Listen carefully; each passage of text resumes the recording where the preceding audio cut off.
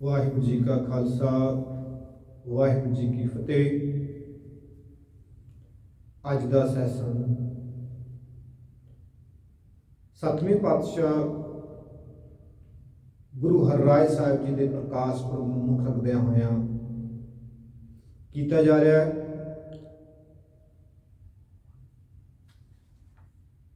ਜਿਨ੍ਹਾਂ ਦੇ ਬਾਰੇ ਇੱਕ ਮਹਾਨ ਵਿਦਵਾਨ जिस का जन्म मुंशी छज्जू राम जो कि गजनी के निवासी सन उन्होंने घर होया और ये विद्वान सिख इतिहास के विच बहुत ही प्रसिद्ध नाम के नाल जानिया जाता है, जिन्हों का नाम भाई नंद लाल जी करके आता है। और भाई नंद लाल जी जिथे सिख इतिहास के विच बहुत ही मशहूर हुए, उत्थे मुगल सल्तनत विच भी बड़ी प्रसिद्धि हासिल की इन्होंने। यह औरंगजेब के दरबार दे विच बड़ियां औखियां औखियां रचनावां करते रहे और कुरान शरीफ दीयां औखियां आयतां दे अर्थ भी इन्होंने किए, जो कि इस्लाम के बड़े महान विद्वान भी नहीं कर सके। उन्होंने अर्थ बड़े सौखे तरीके दे नाल इन्होंने किए। और ये औरंगजेब के पुत्र बहादुर शाह अते बेटी जिहड़ी औरंगजेब की पुत्री सी उसनूं फारसी पढ़ाउण दी जिहड़ी तालीम है वो देंदे रहे। तो ये गुरु हरिराय साहब जी बारे बहुत ही सोहनी रचना करते हैं और अपनी रचना दे विच गुरु साहिब की वडियाई करते हुए आखते हैं, सरवर कौनन गुरु करता हरिराय, कि गुरु हरिराय साहब जी सारी कायनात के मालक हैं।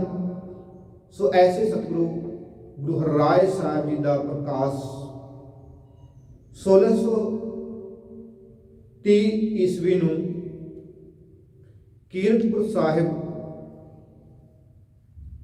बाबा गुरदित्ता जी के घर होया। ते बाबा गुरदित्ता जी 6वें पातशाह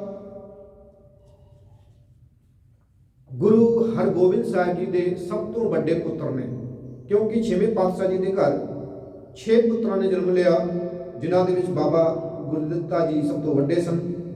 बाबा सूरजमल, बाबा अणी राय, बाबा अटल राय ते गुरु तेग बहादुर साहब ते एक पुत्री बीबी बीरो। ते इस तरह 6वें पातशाह जी के घर 5 पुत्रों ने जन्म लिया और 6वीं एक पुत्री सी। ते बहुता समा गुरु हरिराय साहब जी कीरतपुर साहिब अपने दादा जी के नाल बिताया करते सन। छोटी उम्र के विच इन्हां दे नाल एक घटना बहुत ही अहम जुड़ी हुई है कि एक बार गुरु हरिराय साहब जी अपने दादा जी के नाल 6वें पातशाह जी के नाल एक बगीचे दे विच टहल रहे सन। ते इन्होंने एक बड़ा चोला पाया होया सी, जिसकी शोह दे नाल कुछ फुੱਲ जिहड़े हन टहनी तो टुट जाते हैं, जिन्हां दे कारण ये बड़े निराश हो जाते हैं और उत्थे खड़े हो जाते हैं। तो जिहड़े सेवक इन्हां दे नाल आए सन, जदों उन्होंने देखिया कि गुरु हरिराय साहब जी अगे नहीं तुर रहे, तो उन्होंने गुरु हरगोबिंद साहब जी नूं दस्सिया। तो जदों 6वें पातशाह जी ने गुरु हरिराय साहब जी नूं पुछया तो उन्होंने कहा, मेरे जामे दे नाल अड़ करके कुछ फुੱਲ टुट गए हैं जिस दे कारण मैनू बड़ा दुख होया है। सो इस तो पता लगता है कि सतवें पातशाह बड़े ही कोमल अते पवित्र ਹਿਰਦੇ ਦੇ मालक सन। ਤੇ ਜਦੋਂ ਇਹਨਾਂ ਨੇ ਦੱਸਿਆ ਕਿ ਫੁੱਲ ਟੁੱਟਣ ਕਾਰਨ ਮੈਨੂੰ ਦੁੱਖ ਹੋਇਆ ਹੈ, ਤੇ ਛੇਵੇਂ ਪਾਤਸ਼ਾਹ ਜੀ ਨੇ ਕਿਹਾ ਜਦੋਂ ਜਾਮਾ ਵੱਡਾ ਹੋਵੇ ਤੇ ਇਨਸਾਨ ਨੂੰ ਧਿਆਨ ਨਾਲ ਤੁਰਨਾ ਚਾਹੀਦਾ ਹੈ। ਸੋ ਜਿੱਥੇ ਗੁਰੂ ਹਰਿਰਾਏ ਸਾਹਿਬ ਜੀ ਕੋਮਲ ਹਿਰਦੇ ਦੇ ਮਾਲਕ ਸਨ, ਉੱਥੇ ਇਹਨਾਂ ਨੇ ਆਪਣੇ ਦਾਦਾ ਗੁਰੂ ਹਰਗੋਬਿੰਦ ਸਾਹਿਬ ਜੀ ਦੀ ਨਿਗਰਾਨੀ ਹੇਠ ਸ਼ਸਤਰ ਵਿਦਿਆ ਤੇ ਸ਼ਾਸਤਰ ਵਿਦਿਆ ਵੀ ਜਿਹੜੀ ਹੈ ਹਾਸਲ ਕੀਤੀ। ਤੇ ਕੀਰਤਪੁਰ ਸਾਹਿਬ ਰਹਿੰਦੇ ਹੋਏ ਇਹਨਾਂ ਨੇ ਆਪਣੇ ਸੇਵਕਾਂ ਨੂੰ, ਸਿੱਖਾਂ ਨੂੰ ਆਪਣੇ ਸਮੇਂ ਦੌਰਾਨ ਸ਼ਸਤਰ ਵਿਦਿਆ ਦੇ ਵਿੱਚ ਸਿੱਖਾਂ ਨੂੰ ਨਿਪੁੰਨ ਕੀਤਾ ਤੇ ਸਿੱਖਾਂ ਦੇ ਵਿੱਚ ਇਹ ਕੁਸ਼ਤੀਆਂ ਕਰਾਇਆ ਕਰਦੇ ਸਨ, ਨੇਜੇਬਾਜ਼ੀ ਕਰਾਇਆ ਕਰਦੇ ਸਨ ਤੇ ਜੰਗਾਂ ਵੀ ਜਿਹੜੀਆਂ ਉਹ ਕਰਾਉਂਦੇ ਸਨ, ਜੰਗੀ ਟ੍ਰੇਨਿੰਗ ਦਿੰਦੇ ਸਨ।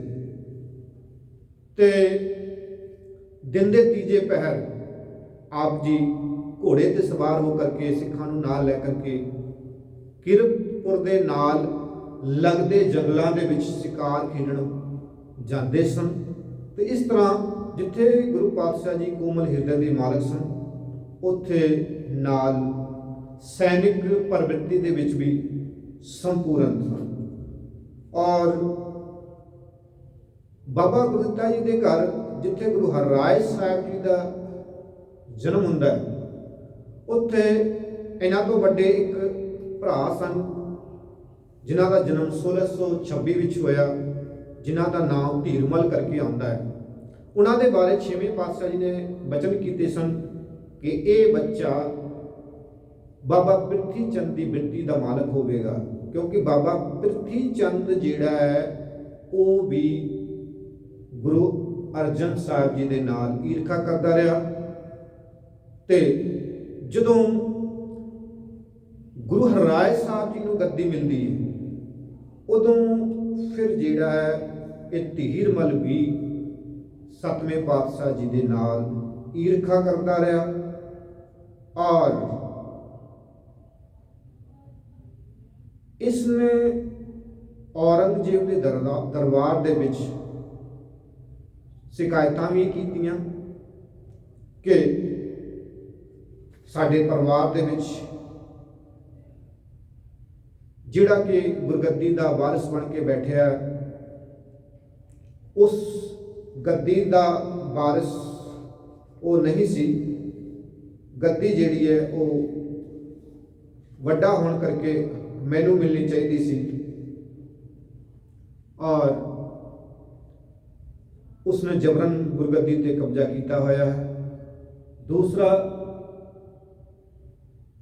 उसने 2200 घुड़सवार रखे ने, सेना रखी हुई है, तो उसने ऐलान किया होया है कि मुगल हुकूमत के नाल टक्कर ले सकता है।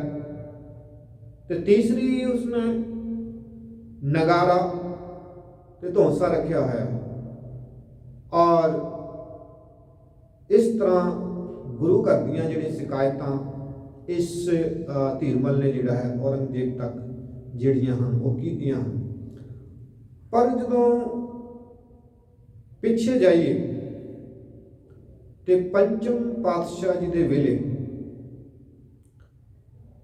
तो पंचम पातशाह जी की शहादत दे विच जो बड़ा हथ रहा है वो रहा है जहांगीर दा।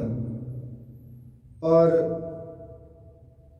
छेवें पातशाह जी के समय शाहजहां जिहड़ा है उस वेले भी जिन्नियां भी जंगां छेवें पातशाह जी नूं लड़नियां पईयां मुगल हुकूमत के नाल, उन्हां दे विच शाहजहां का हथ रहा। और शाहजहां जिहड़ा हिंदुस्तान का उस समय बादशाह रहा।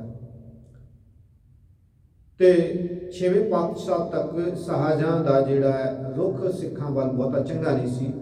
ਪਰ ਜਦੋਂ ਇਹ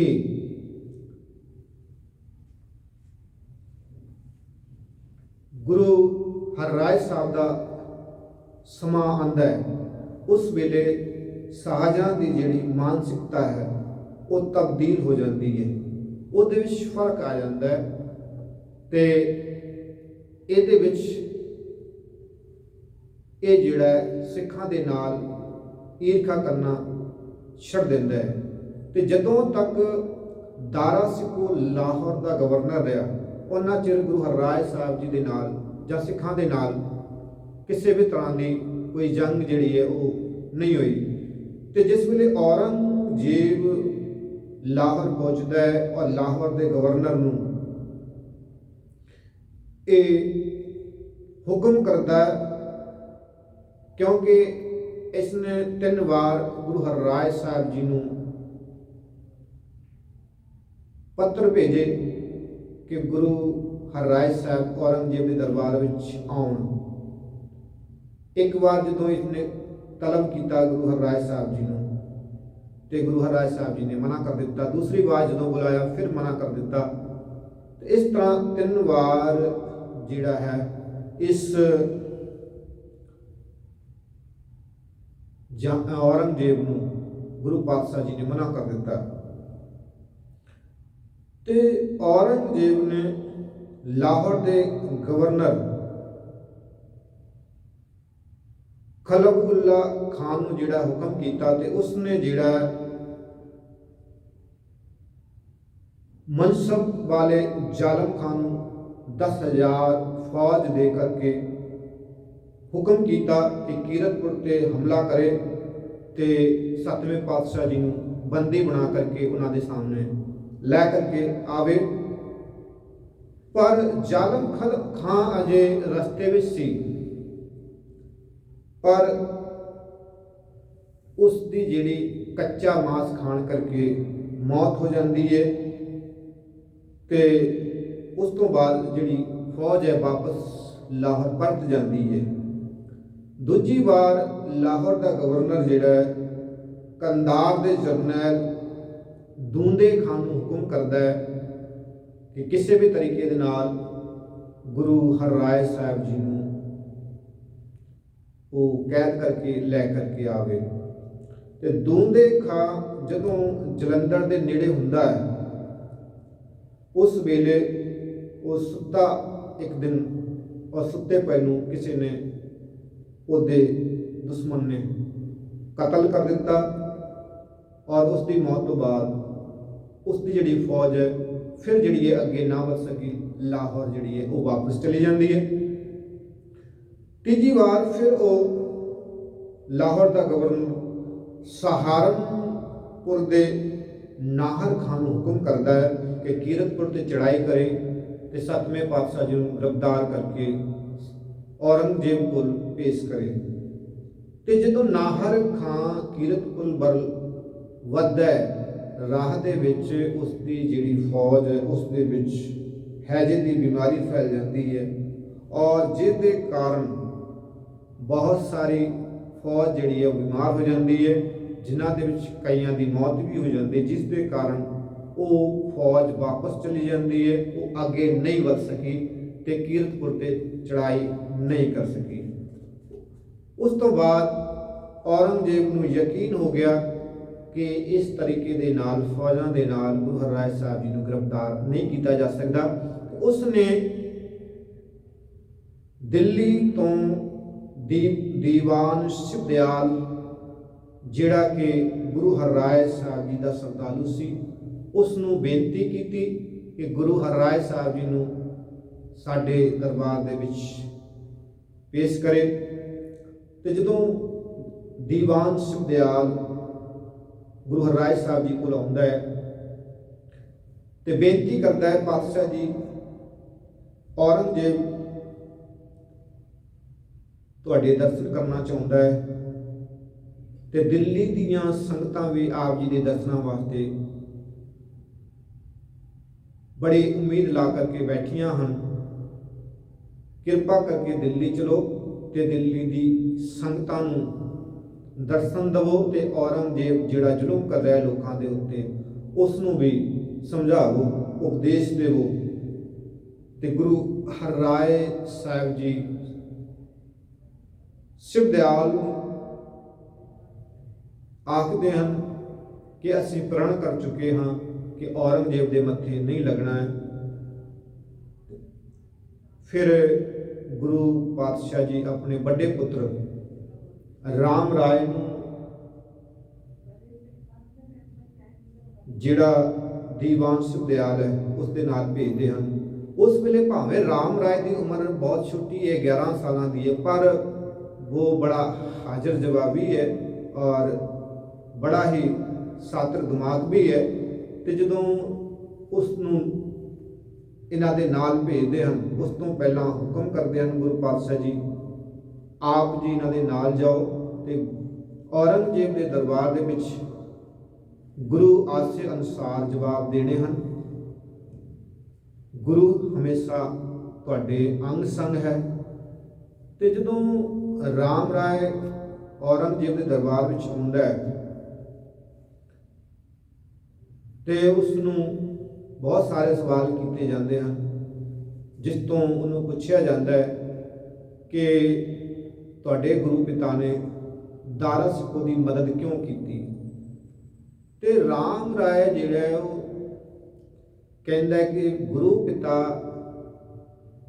ਜਿਹੜੇ ਹਨ ਉਹਨਾਂ ਨੇ ਦਾਰਾ ਸਿੱਖੋ ਦੀ ਮਦਦ ਜਿਹੜਾ ਹੈ ਉਹ ਦੁਖੀ ਜਾਣ ਕਰਕੇ ਕੀਤੀ ਹੈ।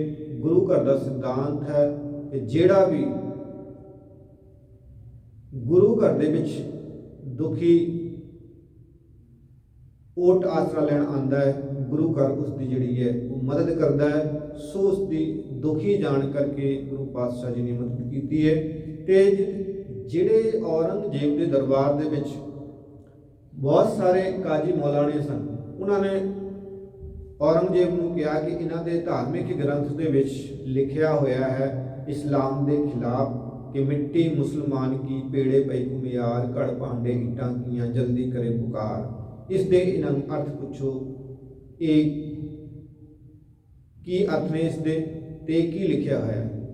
ਤੇ ਜਦੋਂ ਰਾਮ ਰਾਏ ਨੂੰ ਇਹ ਪੁੱਛਿਆ ਗਿਆ ਤੇ ਰਾਮ ਰਾਏ ਨੇ ਕਿਹਾ ਕਿ ਇਹ ਮਿੱਟੀ ਮੁਸਲਮਾਨ ਕੀ ਨਹੀਂ, ਮਿੱਟੀ ਬੇਈਮਾਨ ਕੀ ਹੈ, ਕਿਉਂਕਿ ਸ਼ਾਹੀ ਰਸੂਖ ਦੇ ਕਾਰਨ ਰਾਮ ਰਾਏ ਜਿਹੜਾ ਹੈ ਗੁਰੂ ਆਸੇ ਤੋਂ ਥਿੜਕ ਗਿਆ ਤੇ ਗੁਰਬਾਣੀ ਦੇ ਅਰਥ ਜਿਹੜੇ ਹਨ ਉਹਨੇ ਉਹ ਉਲਟ ਕਰ ਦਿੱਤੇ।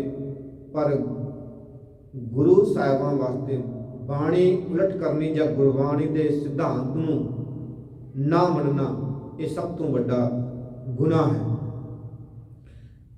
ਤੇ ਜਦੋਂ ਰਾਮ ਰਾਏ ਦੀ ਇਸ ਕਰਤੂਤ ਦਾ 7ਵੇਂ ਪਾਤਸ਼ਾਹ ਜੀ ਨੂੰ ਪਤਾ ਲੱਗਿਆ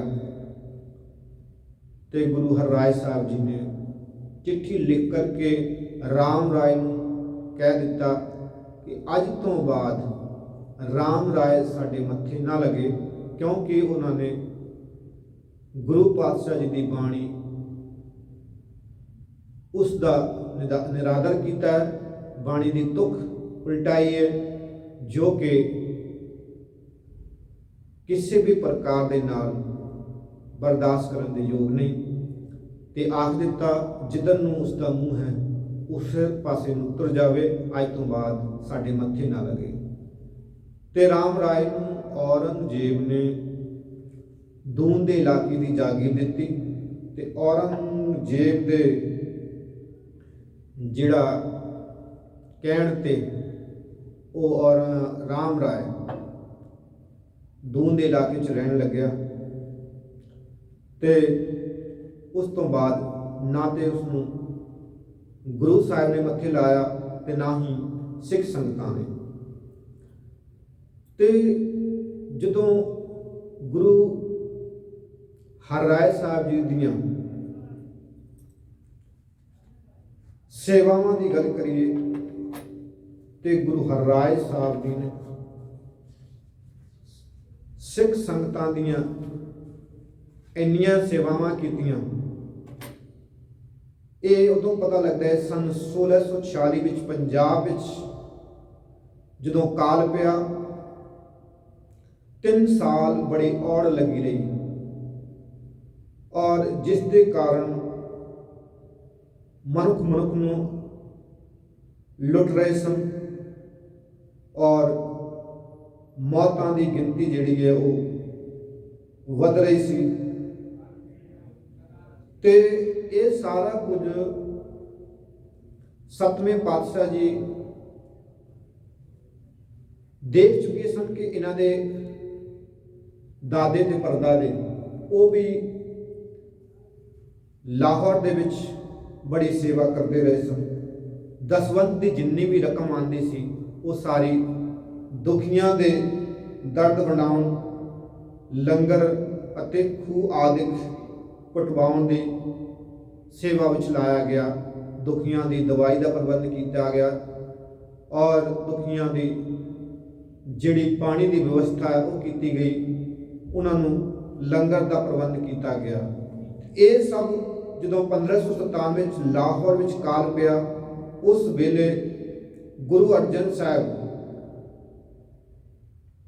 ਔਰ ਆਪਣੇ ਪਰਿਵਾਰ ਤੇ ਸਿੱਖਾਂ ਦੇ ਨਾਲ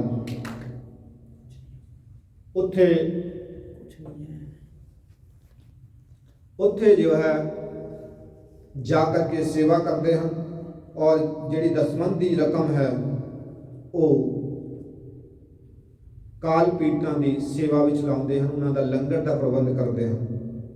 ਔਰ ਇਸ ਸੇਵਾ ਤੋਂ ਖੁਸ਼ ਹੋ ਕਰਕੇ ਜਦੋਂ ਆਗਰੇ ਤੋਂ ਅਕਬਰ ਬਾਦਸ਼ਾਹ ਲਾਹੌਰ ਪਹੁੰਚਦਾ ਹੈ, ਉਹ ਗੁਰੂ ਅਰਜਨ ਪਾਤਸ਼ਾਹ ਜੀ ਨੂੰ ਬੇਨਤੀ ਕਰਦਾ ਹੈ ਤੇ ਗੁਰੂ ਅਰਜਨ ਪਾਤਸ਼ਾਹ ਜੀ ਦੇ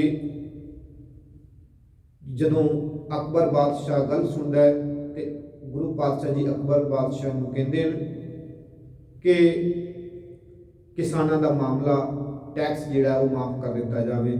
ਤੇ ਗੁਰੂ ਅਰਜਨ ਸਾਹਿਬ ਜੀ ਦੇ ਕਹਿਣ ਤੇ ਉਸ ਵੇਲੇ ਅਕਬਰ ਨੇ ਕਿਸਾਨਾਂ ਦਾ ਟੈਕਸ ਮਾਫ ਕੀਤਾ। ਸੋ ਦਸਵੰਧ ਜਿਹੜਾ ਹੈ ਗੁਰੂ ਪਾਤਸ਼ਾਹ ਜੀ ਨੇ ਉਸ ਵੇਲੇ ਕਾਲ ਪੀੜਤਾਂ ਦੀ ਸੇਵਾ ਵਿੱਚ ਲਾਇਆ। ਜਦੋਂ 1616 ਵਿੱਚ ਹਰਗੋਬਿੰਦ ਸਾਹਿਬ ਜੀ ਦੇ ਵੇਲੇ ਕਸ਼ਮੀਰ ਦੇ ਵਿੱਚ ਗਿਲਟੀ ਤਾਪ ਫੈਲਿਆ, ਉਸ ਵੇਲੇ 6ਵੇਂ ਪਾਤਸ਼ਾਹ ਜੀ ਕਸ਼ਮੀਰ ਜਾ ਕਰਕੇ ਗਰੀਬਾਂ ਦੀ ਬੜੀ ਸੇਵਾ ਕਰਦੇ ਹਨ, ਲੰਗਰ ਦਾ ਪ੍ਰਬੰਧ ਕਰਦੇ ਹਨ, ਉਹਨਾਂ ਦਾ ਜਿਹੜਾ ਦੁੱਖ ਬਣਾਉਂਦੇ ਹਨ। ਤੇ ਕਸ਼ਮੀਰ ਤੋਂ ਵਾਪਸ ਵਿੱਚ ਗੁਰੂ ਪਾਤਸ਼ਾਹ ਜੀ ਗੁਜਰਾਤ ਦੇ ਰਸਤੇ ਵਜ਼ੀਰਾਬਾਦ, ਹਾਫਜ਼ਾਬਾਦ ਹੁੰਦੇ ਹੋਏ ਨਨਕਾਣਾ ਸਾਹਿਬ ਤੇ ਲਾਹੌਰ ਪਹੁੰਚਦੇ ਹਨ। ਲਾਹੌਰ ਉਸ ਵੇਲੇ ਗਿਲਟੀ ਤਾਪ ਫੈਲਿਆ ਹੋਇਆ ਸੀ ਔਰ ਉਸ ਵੇਲੇ ਲੋਕ ਜਿਹੜੇ ਹਨ ਰੋਟੀ ਦੇ ਲਈ ਬੜੇ ਮੁਹਤਾਜ ਸਨ। ਤੇ ਉਸ ਵੇਲੇ 6ਵੇਂ ਪਾਤਸ਼ਾਹ ਜੀ ਨੇ ਵੀ ਬੜੀ ਲੋਕਾਂ ਦੀ ਸੇਵਾ ਕੀਤੀ, ਲੰਗਰ ਦਾ ਪ੍ਰਬੰਧ ਕੀਤਾ, ਉਹਨਾਂ ਦੀ ਬਿਮਾਰੀ ਦਾ ਇਲਾਜ ਕਰਾਉਣ ਦਾ ਪ੍ਰਬੰਧ ਕੀਤਾ। ਈਵਨ ਉਹਨਾਂ ਸਾਰਿਆਂ ਦੀ ਜਿਸ ਵੀ ਤਰੀਕੇ ਦੇ ਨਾਲ ਸੇਵਾ ਹੋ ਸਕਦੀ ਸੀ, ਉਹਨਾਂ ਦੀ ਮਦਦ ਹੋ ਸਕਦੀ ਸੀ, 6ਵੇਂ ਪਾਤਸ਼ਾਹ ਜੀ ਨੇ ਕੀਤੀ। ਸੋ ਇਹ ਸਾਰਾ ਕੁਝ 7ਵੇਂ ਪਾਤਸ਼ਾਹ ਜਿਹੜੇ ਗੁਰੂ ਹਰ ਰਾਏ ਸਨ ਉਹ ਦੇਖ ਚੁੱਕੇ ਸਨ। ਤੇ ਇਹਨਾਂ ਦੇ ਸਮੇਂ ਜਦੋਂ ਲਾਹੌਰ ਦੇ ਵਿੱਚ ਕਾਲ ਪੈਂਦਾ ਹੈ, ਉਸ ਵੇਲੇ 7ਵੇਂ ਪਾਤਸ਼ਾਹ ਜੀ ਵੀ ਉਹ ਬੜੀ ਦੀਨਾਂ ਦੀ ਦੁਖੀਆਂ ਦੀ ਸੇਵਾ ਕਰਦੇ ਹਨ, ਮਦਦ ਕਰਦੇ ਹਨ।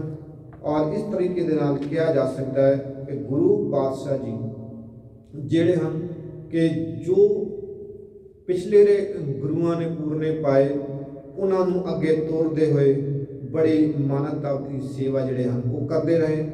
ਔਰ 7ਵੇਂ ਪਾਤਸ਼ਾਹ ਜੀ ਨੇ ਕੀਰਤਪੁਰ ਸਾਹਿਬ ਦੇ ਵਿੱਚ ਇੱਕ ਬਹੁਤ ਹੀ ਵੱਡਾ ਦਵਾਖਾਨਾ ਕਰਵਾਇਆ, ਜਿਸ ਦਾ ਪ੍ਰਬੰਧ ਜਿਹੜਾ ਹੈ ਕੀਰਤਪੁਰ ਸਾਹਿਬ ਦੇ ਵਿੱਚ ਬੜੇ ਹੀ ਵੱਡੇ ਪੱਧਰ ਤੇ ਕੀਤਾ ਗਿਆ। ਤੇ ਇਸ ਦਾ ਪਤਾ ਜਦੋਂ ਲੱਗਦਾ ਹੈ ਕਿ ਜਿਸ ਵੇਲੇ ਸ਼ਾਹਜਹਾਂ ਦਾ ਪੁੱਤਰ ਦਾਰਾ ਸਿੱਖੂ ਜਿਹੜਾ ਹੈ ਉਹ ਬਿਮਾਰ ਹੋ ਜਾਂਦਾ ਹੈ, ਕਿਉਂਕਿ ਸ਼ਾਹਜਹਾਂ ਦੇ 4 ਪੁੱਤਰ ਨੇ, ਜਿਨ੍ਹਾਂ ਦੇ ਵਿੱਚ 4 ਦੇ ਵਿੱਚ ਜਿਹੜਾ ਮੁਰਾਦ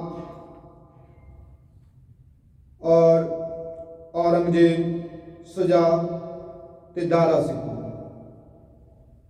ਤੇ ਔਰੰਗਜ਼ੇਬ ਇਹਨਾਂ ਦੇ ਵਿੱਚ ਸਭ ਤੋਂ ਸਾਤਿਰ ਦਿਮਾਗ ਔਰ ਬਹੁਤ ਹੀ ਚਲਾਕ ਪ੍ਰਵਿਰਤੀ ਦਾ ਸੀ। ਤੇ ਜਦੋਂ ਇਹਨੇ ਜਵਾਨੀ ਵਿੱਚ ਪੈਰ ਰੱਖਿਆ ਤੇ ਇਸ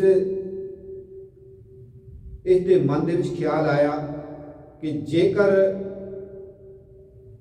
ਮੈਂ ਆਪਣੇ ਤਿੰਨੇ ਭਰਾਵਾਂ ਨੂੰ ਮਰਵਾ ਦੇਵਾਂ ਤਾਂ ਰਾਜ ਦਾ ਮਾਲਕ ਮੈਂ ਹੋ ਸਕਦਾ। ਤੇ ਇਸ ਦੇ ਲਈ ਇਸਨੇ ਆਪਣੇ ਸਭ ਤੋਂ ਵੱਡੇ ਭਰਾ ਦਾਰਾ ਸਿਕੋ ਨੂੰ ਜਿਹੜਾ ਹੈ ਉਹ ਮਾਰਨ ਦਾ ਪ੍ਰਬੰਧ ਕੀਤਾ। ਮਹਿਲ ਦੇ ਵਿੱਚ ਜਿਹੜਾ ਰਸੋਈਏ ਦਾ ਕੰਮ ਕਰਦਾ ਸੀ ਉਸ ਨੂੰ ਖਰੀਦ ਲਿਆ ਔਰ ਉਸ ਨੂੰ ਆਖ ਕਰਕੇ ਦਾਰਾ ਸਿਕੋ ਨੂੰ ਖਾਣੇ ਦੇ ਵਿੱਚ ਸ਼ੇਰ ਦੀ ਮੁੱਛ ਦਾ ਬਾਲ ਜਿਹੜਾ ਹੈ ਉਹ ਖਿਲਾ ਦਿੱਤਾ, ਜਿਸ ਦੇ ਕਾਰਨ ਦਾਰਾ ਸਿਕੋ ਬਿਮਾਰ ਹੋ ਗਿਆ ਔਰ ਉਸ ਦੇ ਪੇਟ ਦੇ ਵਿੱਚ ਅਜੀਰਨ ਨਾਂ ਦੀ ਬਿਮਾਰੀ ਹੋ ਗਈ, ਜੋ ਕਿ ਹਿੰਦੁਸਤਾਨ ਦੇ ਜਿੰਨੇ ਵੀ ਵੱਡੇ ਵੱਡੇ ਸਾਈ ਹਕੀਮ ਸਨ ਉਹ ਨਾ ਕਰ ਪਾਏ ਔਰ ਨਾ ਕਰ ਪਾਉਣ ਕਰਕੇ ਸ਼ਾਹਜਹਾਂ ਜਿਹੜਾ ਸੀ ਬਹੁਤ ਹੀ ਦੁਖੀ ਸੀ। ਆਖਿਰਕਾਰ ਇੱਕ ਸ਼ਾਹੀ ਹਕੀਮ ਮੀਰ ਹਸਨ ਨੇ ਦੱਸਿਆ ਕਿ ਜੇਕਰ ਇਸ ਨੂੰ ਬਚਾਉਣਾ ਚਾਹੁੰਦੇ ਹੋ ਤਾਂ ਮੈਂ ਇਸ ਦਾ ਇਲਾਜ ਕਰ ਸਕਦਾ, ਪਰ ਇਸ ਦੇ ਇਲਾਜ ਦੇ ਲਈ ਚਿੱਟੀ ਹਰੜ, ਵੱਡੀ ਲੌਂਗ ਤੇ ਗਜਮੋਤੀ ਦਾ ਪ੍ਰਬੰਧ ਕਿਤੋਂ ਹੋ ਜਾਵੇ ਤੇ ਮੈਂ ਉਸ ਦੇ ਨਾਲ ਜਿਹੜੀ ਦਵਾਈ ਤਿਆਰ ਕਰਾਂਗਾ ਉਸ ਦੇ ਨਾਲ ਇਹ ਜਿਹੜਾ ਉਹ ਠੀਕ ਹੋ ਸਕਦਾ ਹੈ। ਸ਼ਾਹਜਹਾਂ ਨੇ ਹਿੰਦੁਸਤਾਨ ਦੇ ਜਿੰਨੇ ਵੀ ਦਵਾਖਾਨੇ ਸਨ ਸਾਰਿਆਂ ਤੋਂ ਪਤਾ ਕਰਾਇਆ, ਪਰ ਇਹ ਚੀਜ਼ ਜਿਸ ਦੇ ਨਾਲ ਉਸ ਦੀ ਦਵਾਈ ਬਣਨੀ ਸੀ ਕਿਤੋਂ ਪ੍ਰਾਪਤ ਨਾ ਹੋਈ। ਆਖਿਰ ਮੀਰ ਹਸਨ ਨੇ ਕਿਹਾ ਕਿ ਜੇਕਰ ਇਹ ਦਵਾਈ ਕਿਤੋਂ ਪ੍ਰਾਪਤ ਹੋ ਸਕਦੀ ਹੈ ਤਾਂ ਉਹ ਗੁਰੂ ਹਰਰਾਏ ਸਾਹਿਬ ਜੀ ਦੇ ਦਵਾਖਾਨੇ ਕੀਰਤਪੁਰ ਸਾਹਿਬ ਤੋਂ ਪ੍ਰਾਪਤ ਹੋ ਸਕਦੀ ਹੈ ਤੇ ਮੈਂ ਉਸ ਦੇ ਨਾਲ ਇਹਦਾ ਇਲਾਜ ਕਰ ਸਕਦਾ। ਤੇ ਸ਼ਾਹਜਹਾਂ ਕਹਿੰਦਾ ਹੈ ਮੈਂ ਜਿਨ੍ਹਾਂ ਦੇ ਖਿਲਾਫ ਫੌਜਾਂ ਭੇਜਦਾ ਰਿਹਾ, ਜਿਨ੍ਹਾਂ ਦੇ ਉੱਤੇ ਚੜ੍ਹਾਈ ਕਰਦਾ ਰਿਹਾ, ਜਿਸ ਗੁਰੂ ਘਰ ਦਾ ਮੈਂ ਵਿਰੋਧੀ ਰਿਹਾ, ਉਹਨਾਂ ਦੇ ਕੋਲੋਂ ਦਵਾਈ ਕਿਵੇਂ ਮੰਗਵਾਵਾਂ। ਮੀਰ ਹਸਨ ਕਹਿੰਦਾ ਹੈ ਕਿ ਗੁਰੂ ਘਰ ਹਮੇਸ਼ਾ ਦੀਨਾਂ ਦੁਖੀਆਂ ਦੀ ਮਦਦ ਕਰਦਾ ਰਿਹਾ, ਉਹ ਕਿਸੇ ਦੇ ਨਾਲ ਬੈਰ ਵਿਰੋਧ ਦੀ ਭਾਵਨਾ ਨਹੀਂ ਰੱਖਦਾ ਹੈ। ਤੇ ਸ਼ਾਹਜਹਾਂ ਜਦੋਂ ਚਿੱਠੀ ਲਿਖਦਾ ਹੈ ਗੁਰੂ ਪਾਤਸ਼ਾਹ ਜੀ ਨੂੰ, ਤੇ ਗੁਰੂ ਪਾਤਸ਼ਾਹ ਜੀ ਇਹ ਤਿੰਨੇ ਚੀਜ਼ਾਂ ਜਿਹੜੀਆਂ ਹਨ ਉਹ ਸ਼ਾਹਜਹਾਂ ਦੇ ਕੋਲ ਭੇਜ ਦਿੰਦੇ ਹਨ ਤੇ ਮੀਰ ਹਸਨ ਜਿਹੜਾ ਇਹਨਾਂ ਦੇ ਨਾਲ ਦਵਾਈ ਤਿਆਰ ਕਰਕੇ ਉਸ ਦਾਰਾ ਸਿਕੋ ਦਾ ਇਲਾਜ ਕਰਦਾ ਹੈ। ਦਾਰਾ ਸਿਕੋ ਜਿਹੜਾ ਉਹ ਠੀਕ ਹੋ ਜਾਂਦਾ ਹੈ ਔਰ ਠੀਕ ਹੋਣ ਤੋਂ ਬਾਅਦ ਗੁਰੂ ਹਰਰਾਏ ਸਾਹਿਬ ਜੀ ਦਾ ਦੀਦਾਰ ਕਰਨ ਵਾਸਤੇ, ਉਹਨਾਂ ਦੇ ਦਰਸ਼ਨ ਕਰਨ ਵਾਸਤੇ ਕੀਰਤਪੁਰ ਸਾਹਿਬ ਆਉਂਦਾ ਹੈ, ਉਹਨਾਂ ਦਾ ਧੰਨਵਾਦ ਕਰਦਾ ਹੈ, ਨਾਲੇ ਨਜ਼ਰਾਨੇ ਭੇਟ ਕਰਦਾ ਹੈ। ਤੇ ਇਸ ਤੋਂ ਕੁਝ ਚਿਰ ਮਗਰੋਂ ਸ਼ਾਹਜਹਾਂ ਜਿਹੜਾ ਹੈ ਆਪਣੀ ਜਿਹੜੀ ਰਾਜ ਸੱਤਾ ਹੈ ਉਸ ਨੂੰ 4 ਹਿੱਸਿਆਂ ਵਿੱਚ ਵੰਡ ਦਿੰਦਾ, 4 ਪੁੱਤਰਾਂ ਦੇ ਵਿੱਚ, ਔਰ ਆਗਰਾ, ਦਿੱਲੀ ਤੇ ਪੰਜਾਬ ਦਾ ਇਲਾਕਾ ਦਾਰਾ ਸਿਕੋ ਨੂੰ ਦੇ ਦਿੰਦਾ ਤੇ ਬੰਗਾਲ ਦਾ ਇਲਾਕਾ ਜਿਹੜਾ ਹੈ ਉਹ ਸ਼ੁਜਾ ਨੂੰ ਦੇ ਦਿੰਦਾ ਤੇ ਗੁਜਰਾਤ ਦਾ ਇਲਾਕਾ ਜਿਹੜਾ ਹੈ ਉਹ ਮੁਰਾਦ ਨੂੰ ਦੇ ਦਿੰਦਾ ਹੈ ਤੇ ਦੱਖਣ ਦਾ ਇਲਾਕਾ ਔਰੰਗਜ਼ੇਬ ਨੂੰ ਦੇ ਦਿੰਦਾ ਹੈ। ਕੁਝ ਚਿਰ ਬਾਅਦ ਸ਼ਾਹਜਹਾਂ ਵੀ ਜਿਹੜਾ ਹੈ ਉਹ ਬਿਮਾਰ ਹੋ ਜਾਂਦਾ ਹੈ ਔਰ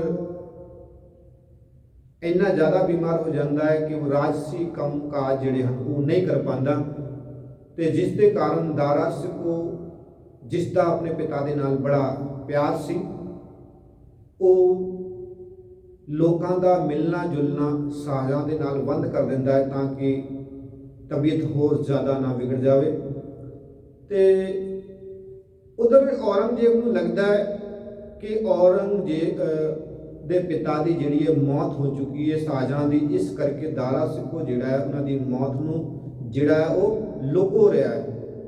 ਤੇ ਜਿਸ ਦੇ ਕਾਰਨ ਉਹ ਔਰੰਗਜ਼ੇਬ ਜਿਹੜਾ ਹੈ ਦਿੱਲੀ ਵਾਲੇ ਪਾਸਿਓਂ ਆਗਰੇ ਤੇ ਹਮਲਾ ਕਰ ਦਿੰਦਾ ਹੈ ਤੇ ਨਾਲ ਆਪਣੇ ਭਰਾ ਜਿਹੜਾ ਗੁਜਰਾਤ ਦਾ ਹਾਕਮ ਬਣਿਆ ਹੈ ਉਸ ਨੂੰ ਮੁਰਾਦ ਨੂੰ ਨਾਲ ਰਲਾ ਲੈਂਦਾ ਹੈ। ਇਸ ਤਰ੍ਹਾਂ ਉਹ ਆਗਰੇ ਤੇ ਹਮਲਾ ਕਰਦਾ ਹੈ ਤੇ ਇੱਕ ਦਿਨ ਸ਼ਾਹਜਹਾਂ ਤੇ ਉਹਦੇ ਪੁੱਤਰ ਦਾਰਾ ਸਿਕੋ ਦੇ ਵਿੱਚ ਵਾਰਤਾਲਾਪ ਹੁੰਦੀ ਹੈ, ਕਿਉਂਕਿ ਸ਼ਾਹਜਹਾਂ ਆਪਣੇ ਵੱਡੇ ਪੁੱਤਰ ਦਾਰਾ ਸਿਕੋ ਦੇ ਨਾਲ ਬੜਾ ਪਿਆਰ ਕਰਦਾ ਸੀ ਤੇ ਦਾਰਾ ਸਿਕੋ ਨੂੰ ਕਹਿੰਦਾ ਹੈ ਕਿ ਜੇ ਤੂੰ ਰਾਜ ਕਰਨਾ ਚਾਹੁੰਦਾ ਹੈ ਤਾਂ ਤੂੰ ਦਿੱਲੀ ਤੇ ਕਬਜ਼ਾ ਕਰ ਲੈ ਤਾਂ ਤੇਰਾ ਰਾਜ ਜਿਹੜਾ ਉਹ ਬਚ ਸਕਦਾ ਹੈ। ਤੇ ਜਦੋਂ ਦਾਰਾ ਸਿਕੋ ਦਿੱਲੀ ਵੱਲ ਨੂੰ ਵੱਧਦਾ ਹੈ ਤੇ ਦਿੱਲੀ ਦਾ ਜਿਹੜਾ ਹਾਕਮ ਹੈ ਉਹ ਦਿੱਲੀ ਉਸ ਨੂੰ ਵੜਨ ਨਹੀਂ ਦਿੰਦਾ, ਔਰ ਕਿਉਂਕਿ ਉਹ ਔਰੰਗਜ਼ੇਬ ਦੇ ਨਾਲ ਮਿਲ ਚੁੱਕਿਆ ਔਰ ਔਰੰਗਜ਼ੇਬ ਦੇ ਨਾਲ ਮਿਲਣ ਕਰਕੇ ਜਿਹੜਾ ਹੈ ਉਹ ਦਾਰਾ ਸਿਕੋ ਨੂੰ ਦਿੱਲੀ ਤੇ ਕਬਜ਼ਾ ਨਹੀਂ ਕਰਨ ਦਿੰਦਾ। ਉਧਰ ਜਿਹੜਾ ਸ਼ੁਜਾ ਹੈ ਉਹ ਬੰਗਾਲ ਦਾ ਗਵਰਨਰ ਹੈ ਤੇ ਉਹ ਉਧਰੋਂ ਹਮਲਾ ਕਰ ਦਿੰਦਾ ਹੈ ਤੇ ਦਾਰਾ ਸਿਕੋ ਆਪਣੇ ਵੱਡੇ ਪੁੱਤਰ ਸੁਲਤਾਨ ਸਿਕੋ ਨੂੰ ਉਸ ਦੀ ਬਗਾਵਤ ਨੂੰ ਦਬਾਉਣ ਵਾਸਤੇ ਭੇਜਦਾ ਹੈ। ਇਸ ਤਰ੍ਹਾਂ ਉਸ ਨੂੰ ਹਰਾ ਕਰਕੇ ਉਹ ਬੰਗਾਲ ਤੇ ਕਬਜ਼ਾ ਕਰ ਲੈਂਦਾ ਹੈ ਸੁਲਤਾਨ ਸਿਕੋ। ਇੱਧਰ ਔਰੰਗਜ਼ੇਬ ਦਾਰਾ ਸਿਕੋ ਦੇ ਪਿੱਛੇ ਪੈ ਜਾਂਦਾ ਹੈ ਤੇ ਦਾਰਾ ਸਿਕੋ ਸੋਚਦਾ ਜੇਕਰ ਮੈਂ ਆਪਣੇ ਪੁੱਤਰ ਦਾ ਵੇਟ ਕਰਾਂਗਾ, ਉਸਦਾ ਇੰਤਜ਼ਾਰ ਕਰਾਂਗਾ ਤਾਂ ਦੇਰ ਹੋ ਜਾਵੇਗੀ ਤੇ ਉਹ ਜਿਹੜਾ ਪੰਜਾਬ ਵੱਲ ਨੂੰ ਤੁਰ ਪੈਂਦਾ ਹੈ। ਉਹ ਪਹਿਲਾਂ ਸੁਲਤਾਨਪੁਰ ਲੋਧੀ ਜਾਂਦਾ ਹੈ। ਕੁਝ ਚਿਰ ਉੱਥੇ ਰਹਿਣ ਤੋਂ ਬਾਅਦ ਉਹ ਸੋਚਦਾ ਹੈ ਕਿਉਂ ਨਾ ਮੈਂ ਗੁਰੂ ਹਰਰਾਏ ਸਾਹਿਬ ਜੀ ਦੇ ਦਰਬਾਰ ਵਿੱਚ ਜਾਵਾਂ, ਕਿਉਂਕਿ ਉਹਨਾਂ ਨੇ ਮੇਰੀ ਜਾਨ ਵੀ ਬਚਾਈ ਹੈ ਤੇ ਉਹ ਮੇਰੀ ਮਦਦ ਵੀ ਕਰ ਸਕਦੇ ਹਨ, ਉਹਨਾਂ ਦੀ ਕੁਲ ਸੈਨਾ ਵੀ ਹੈ। ਤੇ ਉਹ ਜਦੋਂ ਕੀਰਤਪੁਰ ਸਾਹਿਬ ਪਹੁੰਚਦਾ ਤੇ ਕੀਰਤਪੁਰ ਸਾਹਿਬ ਗੁਰੂ ਹਰਰਾਏ ਸਾਹਿਬ ਜੀ ਉਸ ਟਾਈਮ ਮੌਜੂਦ ਨਹੀਂ ਸਨ ਔਰ ਉਹ ਉਸ ਵੇਲੇ ਗੋਬਿੰਦਵਾਲ ਸਾਹਿਬ ਗਏ ਹੋਏ ਸਨ ਤੇ ਫਿਰ ਉਹ ਗੋਬਿੰਦਵਾਲ ਹੀ ਜਿਹੜਾ ਹੈ ਕੀਰਤਪੁਰ ਸਾਹਿਬ ਤੋਂ ਦਾਰਾ ਸਿਕੋ ਆ ਜਾਂਦਾ ਹੈ ਔਰ ਗੁਰੂ ਸਾਹਿਬ ਨੂੰ ਬੇਨਤੀ ਕਰਦਾ ਹੈ ਕਿ ਗੁਰੂ ਪਾਤਸ਼ਾਹ ਜੀ ਮੇਰੀ ਜਿਹੜੀ ਰੱਖਿਆ ਕਰੋ, ਕਿਉਂਕਿ ਮੇਰਾ ਭਰਾ ਔਰੰਗਜ਼ੇਬ ਮੇਰਾ ਪਿੱਛਾ ਕਰਦਾ ਆ ਰਿਹਾ ਹੈ ਤੇ ਨਾਲ ਮੁਰਾਦ ਵੀ ਹੈ। ਤੇ ਫਿਰ ਗੁਰੂ ਹਰਰਾਏ ਸਾਹਿਬ ਜੀ ਆਪਣੇ 2200 ਘੋੜਸਵਾਰ ਸੈਨਿਕ ਬਿਆਸ ਦਰਿਆ ਦੇ ਕੰਢੇ ਭੇਜ ਦਿੰਦੇ ਹਨ। ਨਾਲ ਇੱਕ ਜਿਹੜਾ ਭਾਈ ਲੰਘਾ ਦਾ ਪੁੱਤਰ ਜਿਹੜਾ ਹੈ ਸਿਕੰਦਰ, ਉਹ ਆਪਣੀ ਫੌਜ ਗੁਰੂ ਸਾਹਿਬ ਦੀ ਫੌਜ ਦੇ ਨਾਲ ਭੇਜ ਦਿੰਦਾ ਹੈ। ਇਸ ਤਰ੍ਹਾਂ ਪੂਰਾ ਦਿਨ ਔਰੰਗਜ਼ੇਬ ਦੇ ਫੌਜ ਨੂੰ ਜਿਹੜਾ ਹੈ ਬਿਆਸ ਦਰਿਆ ਗੁਰੂ ਸਾਹਿਬ ਦੀ ਫੌਜ ਨਹੀਂ ਕਰਨ ਦਿੰਦੀ ਔਰ ਬੇੜੀਆਂ ਉੱਥੇ ਰੋਕ ਕਰਕੇ ਰੱਖਦੇ ਹਨ। ਇੰਨੇ ਨੂੰ ਜਿਹੜਾ ਹੈ ਦਾਰਾ ਸਿਕੋ ਲਾਹੌਰ ਪਹੁੰਚ ਜਾਂਦਾ ਹੈ ਤੇ ਲਾਹੌਰ ਤੋਂ ਉਹ ਅੱਗੇ ਸਿੰਧ ਨਿਕਲ ਜਾਂਦਾ ਹੈ। ਸਿੰਧ ਜਿਹਦੇ ਕੋਲ ਜਿਹੜਾ ਪਨਾਹ ਲੈਂਦਾ ਹੈ ਦਾਰਾ ਸਿਕੋ ਉਹ ਹੈ ਜੀਵਨ ਜੂਨਾ, ਉਸ ਦੇ ਕੋਲ ਕੁਝ ਚਿਰ ਰਹਿੰਦਾ ਹੈ। ਫਿਰ ਜੀਵਨ ਜੂਨਾ ਜਿਹੜਾ ਹੈ ਉਹ ਔਰੰਗਜ਼ੇਬ ਦੇ ਨਾਲ ਚਿੱਠੀ ਪੱਤਰ ਦੇ ਨਾਲ ਸੰਪਰਕ ਕਰ ਲੈਂਦਾ ਹੈ। ਆਖਿਰਕਾਰ ਉਹ ਔਰੰਗਜ਼ੇਬ ਨੂੰ ਜਿਹੜਾ ਹੈ ਦਾਰਾ ਸਿਕੋ ਔਰ ਉਸ ਦੇ ਪੁੱਤਰ ਨੂੰ ਜਿਹੜਾ ਹੈ ਔਰੰਗਜ਼ੇਬ ਦੇ ਹਵਾਲੇ ਕਰ ਦਿੰਦਾ ਹੈ। ਉੱਥੇ ਹੀ ਦਾਰਾ ਸਿਕੋ ਦੀ ਪਤਨੀ ਜਿਹੜੀ ਹੈ ਸਿੰਧ ਵਿੱਚ ਮਰ ਜਾਂਦੀ ਹੈ ਤੇ ਜਿਹੜਾ ਜੀਵਨ ਜੂਨਾ ਜਿਹੜਾ ਹੈ ਦਾਰਾ ਸਿਕੋ ਤੇ ਉਹਦੇ ਪੁੱਤਰ ਸਿਪਰ ਸਿਕੋ ਨੂੰ ਜਿਹੜਾ ਹੈ ਗ੍ਰਿਫਤਾਰ ਕਰਾ ਦਿੰਦਾ ਹੈ। ਉਹਨੂੰ ਬੇੜੀਆਂ ਨਾਲ ਜਕੜ ਕਰਕੇ ਔਰੰਗਜ਼ੇਬ ਕੋਲ ਪੇਸ਼ ਕਰ ਦਿੱਤਾ ਜਾਂਦਾ ਹੈ ਤੇ ਔਰੰਗਜ਼ੇਬ ਉਹਨਾਂ ਨੂੰ ਬੜੇ ਤਸੀਹੇ ਦੇ ਕਰਕੇ ਮਾਰ ਦਿੰਦਾ ਹੈ। ਸੋ ਬਰਨੀਅਰ ਲਿਖਦਾ ਹੈ ਕਿ ਔਰੰਗਜ਼ੇਬ ਸਭ ਤੋਂ ਵੱਧ ਸ਼ੈਤਾਨੀ ਦਿਮਾਗ ਹੈ। ਜੇ ਉਸ ਨੂੰ ਕਿਹਾ ਜਾਵੇ ਸ਼ੈਤਾਨੀ ਦਿਮਾਗ ਤੇ ਇਹ ਘੱਟ ਨਹੀਂ ਹੋਵੇਗਾ ਤੇ ਉਹ ਬਹੁਤ ਵੱਡਾ ਸ਼ੈਤਾਨ ਸੀਗਾ ਤੇ ਜਿਸ ਦੇ ਵਿੱਚ ਸ਼ੈਤਾਨੀਅਤ ਜਿਹੜੀ ਹੈ ਉਹ ਭਰੀ ਹੋਈ ਸੀ, ਜਿਸ ਨੇ ਆਪਣੇ ਤਿੰਨੇ ਭਰਾਵਾਂ ਨੂੰ ਮਾਰਿਆ, ਆਪਣੇ 2 ਪੁੱਤਰਾਂ ਨੂੰ ਮਾਰ ਦਿੱਤਾ ਤੇ ਕੇਵਲ ਇੱਕ ਬਹਾਦਰ ਸਾਹਿਬ ਦਾ ਪੁੱਤਰ ਰਹਿ ਗਿਆ ਔਰ ਆਪਣੇ ਪਿਤਾ ਨੂੰ ਜੇਲ੍ਹ ਵਿੱਚ ਪਾ ਦਿੱਤਾ। ਇਸ ਤਰ੍ਹਾਂ ਜਿਹੜਾ ਔਰੰਗਜ਼ੇਬ ਜਿਹੜਾ ਬਹੁਤ ਹੀ ਕੱਟੜ ਜਿਹੜਾ ਉਹ ਹਾਕਮ ਰਿਹਾ। ਸੋ ਹਰ ਰਾਏ ਸਾਹਿਬ ਜਿਹੜੇ ਹਨ ਉਹਨਾਂ ਦਾ ਸਮਾਂ ਔਰੰਗਜ਼ੇਬ ਦਾ ਸਮਾਂ ਹੈ।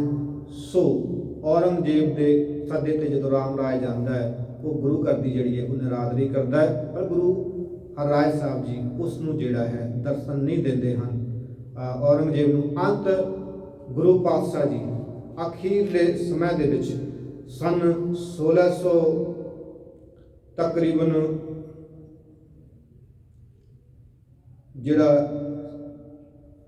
ਕਾਫੀ ਸਮੇਂ ਬਾਅਦ 61 ਦੇ ਵਿੱਚ ਸਨ 1661 ਦੇ ਵਿੱਚ ਗੁਰੂ ਪਾਤਸ਼ਾਹ ਜੀ ਗੁਰੂ ਹਰਕ੍ਰਿਸ਼ਨ ਸਾਹਿਬ ਜੀ ਨੂੰ ਗੁਰਗੱਦੀ ਸੌਂਪ ਕਰਕੇ ਆਪ ਜੋਤੀ ਜੋਤ ਸਮਾ ਜਾਂਦੇ ਹਨ ਤੇ ਸਦਾ ਵਾਸਤੇ ਗੁਰੂ ਹਰਕ੍ਰਿਸ਼ਨ ਸਾਹਿਬ ਨੂੰ ਗੁਰਗੱਦੀ ਦਾ ਵਾਰਿਸ ਬਣਾ ਦਿੰਦੇ ਹਨ। ਸੋ ਗੁਰੂ ਹਰਰਾਏ ਸਾਹਿਬ ਜੀ ਜਿੱਥੇ ਕੋਮਲ ਹਿਰਦੇ ਦੇ ਮਾਲਕ ਸਨ, ਉੱਥੇ ਸੈਨਿਕ ਪ੍ਰਵਰਤੀ ਔਰ ਦਇਆ ਦੇ ਘਰ ਵੀ ਸਨ, ਜਿਨ੍ਹਾਂ ਨੇ ਦੀਨਾਂ ਦੁਖੀਆਂ ਦੀ ਮਦਦ ਵੀ ਕੀਤੀ। ਜਿੱਥੇ ਗੁਰੂ ਸਾਹਿਬ ਜੀ ਨੇ ਲੰਗਰ ਪ੍ਰਥਾ ਸ਼ੁਰੂ ਕੀਤੀ, ਲੰਗਰ ਦੀ ਸੇਵਾ ਕੀਤੀ ਲੋਕਾਂ ਦੀ, ਉੱਥੇ ਦਵਾਈ ਦਾ ਵੀ ਪ੍ਰਬੰਧ ਕੀਤਾ, ਸਿੱਖੀ ਦਾ ਪ੍ਰਚਾਰ ਵੀ ਕੀਤਾ।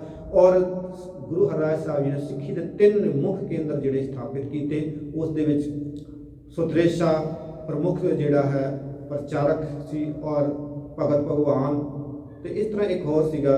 ਤੇ ਇਸ ਤਰ੍ਹਾਂ 3 ਜਿਹੜੇ ਹਨ ਉਹ ਸਿੱਖੀ ਦੇ ਜਿਹੜੇ ਪ੍ਰਚਾਰ ਕੇਂਦਰ ਗੁਰੂ ਹਰਰਾਏ ਸਾਹਿਬ ਜੀ ਨੇ ਜਿਹੜੇ ਸਥਾਪਿਤ ਕੀਤੇ ਔਰ ਜਿਨ੍ਹਾਂ ਦੇ ਪ੍ਰਚਾਰਕ ਜਿਹੜੇ ਹਨ ਉਹ ਸਥਾਪਿਤ ਕੀਤੇ। ਗੁਰੂ ਪਾਤਸ਼ਾਹ ਜੀ ਨੇ ਇਸ ਤਰ੍ਹਾਂ ਆਪਣਾ ਜੀਵਨ ਜਿਹੜਾ ਹੈ ਉਹ ਮਾਨਵਤਾ ਦੀ ਸੇਵਾ ਔਰ ਦੁਖੀਆਂ ਦਾ ਦੁੱਖ ਵੰਡਾਉਣ ਦੇ ਵਿੱਚ ਲਗਾਈ। ਸੋ ਗੁਰੂ ਪਾਤਸ਼ਾਹ ਜੀ ਦੇ ਜੀਵਨ ਤੋਂ ਅਸੀਂ ਸੇਧ ਲੈ ਕਰਕੇ ਆਪਣਾ ਜੀਵਨ ਸੰਵਾਰਨਾ ਹੈ। ਹੋਈਆਂ ਗੱਲਾਂ ਚੁੱਕਾਂ ਦੀ ਮਾਂ ਅੰਤ ਵਿੱਚ ਬੁਲਾਓ ਫਤਿਹ। ਵਾਹਿਗੁਰੂ ਜੀ ਕਾ ਖਾਲਸਾ, ਵਾਹਿਗੁਰੂ ਜੀ ਕੀ ਫਤਿਹ।